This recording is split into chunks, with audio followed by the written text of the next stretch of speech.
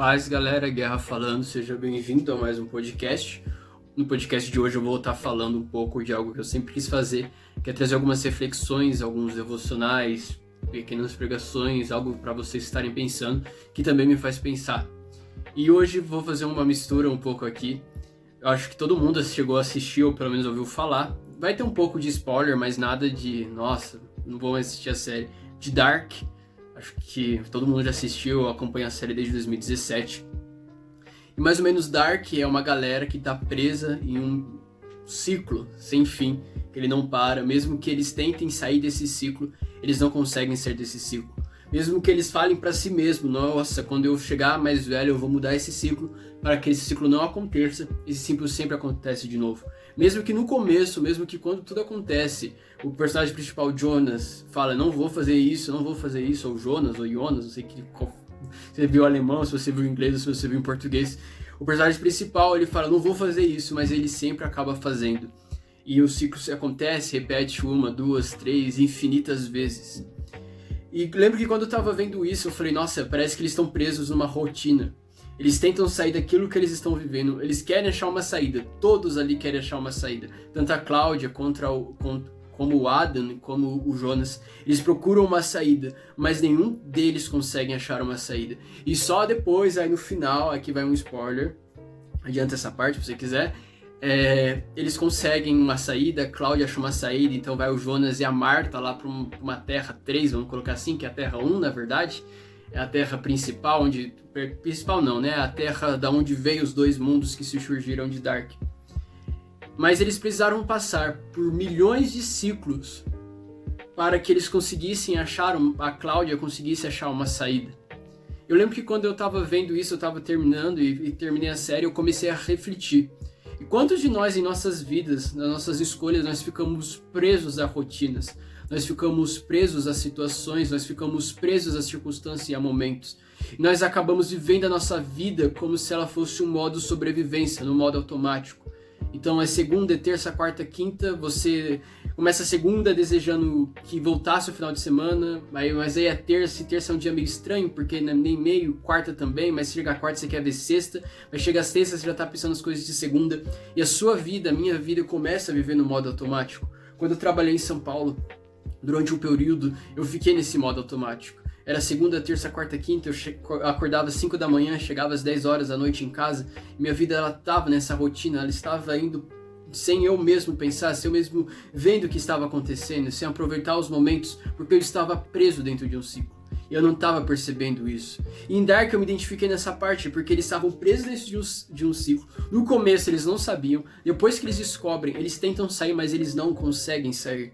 Eles só conseguem sair quando na verdade eles descobrem que existe uma alternativa que ninguém tinha pensado. Nenhuma teoria da conspiração da internet tinha pensado que existia uma terra, na verdade, da onde surgiu essas duas terras. Se existia, não era mais famosa. E o mais interessante, que tudo isso tem a ver com uma passagem da Bíblia. Toda essa história de Dark, toda a minha história que eu falei, da minha rotina em São Paulo, tem a ver com uma parte da Bíblia que se encontra no livro de Eclesiastes. Eclesiastes, na verdade, ele não foi escrito por Salomão, na verdade, não é uma certeza que ele foi escrito por Salomão. Acredita-se que tenha sido escrito por talvez algum discípulo de Salomão, ou alguém que auto se nomeia como pregador ou como mestre, depende da versão que você lê. Na minha aqui está como mestre, NVT. E Salomão, ou a pessoa que escreveu, um mestre, uma pessoa sábia, ele era uma pessoa muito rica, uma pessoa que viveu todos os prazeres da terra. Só que ele percebeu que depois de tudo que ele viveu, depois de tudo que aconteceu, ele conquistou muitas coisas, teve muitas mulheres, teve muita riqueza, toda a vida dele não passou como um vento, foi tudo em vão. Ele usa a expressão, foi como correr atrás do sol. Ele percebeu que não importa a riqueza que ele tivesse, não importa a maneira como ele vivesse, ele estava preso dentro de um ciclo. E Eclesiastes, versículo 2, já começa com ele dizendo, nada faz sentido. Nada faz o menor sentido, eu estou na versão NVT. Ele fala aqui, o que as pessoas ganham com todo o seu árduo trabalho debaixo do sol? Geração vai, geração vão, mas a terra permanece a mesma. Ele quer dizer assim, não importa o que acontece. Ele é uma pessoa muito observadora, esse pregador, ou Salomão. Ele observava que não importa se os pais morriam, os filhos ficavam, os netos ficavam, os filhos morriam, os netos morriam, os bisnetos ficavam. Não importa o quanto de gerações passavam, a terra permanecia a mesma.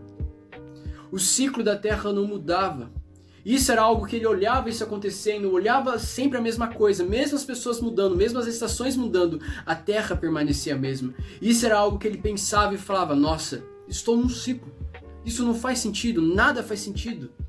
E depois ele fala, o sol nasce, o sol se põe, e logo retorna ao seu lugar para nascer outra vez. Você acredita que também o sol ele está preso em um ciclo?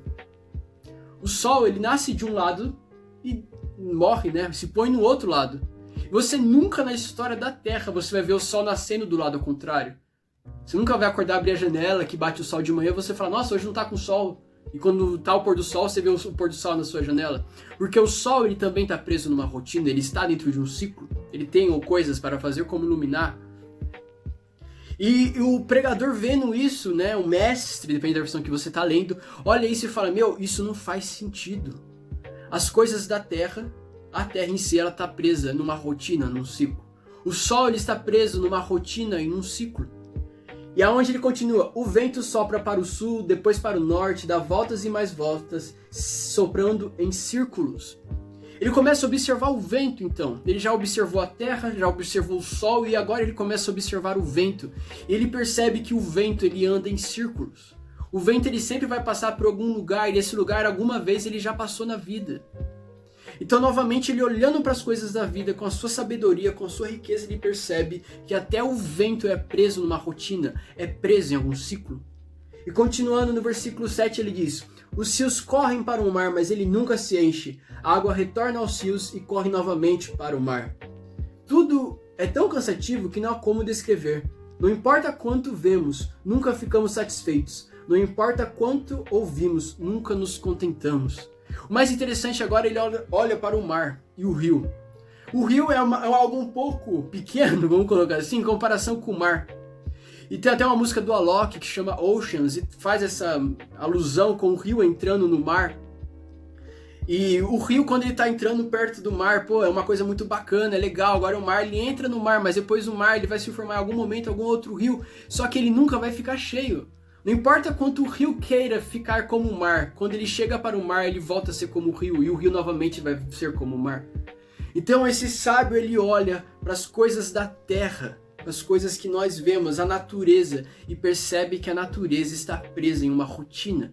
Ele percebe que a natureza ela está presa em um ciclo.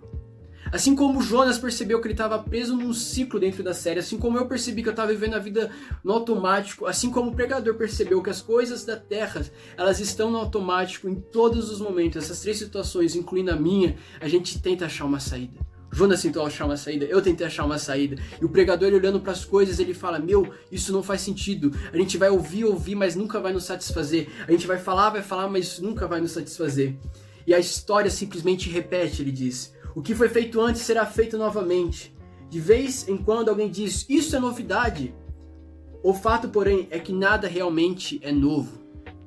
Ele termina dizendo, no versículo 14, observei tudo o que acontece debaixo do sol. E de fato, nada faz sentido.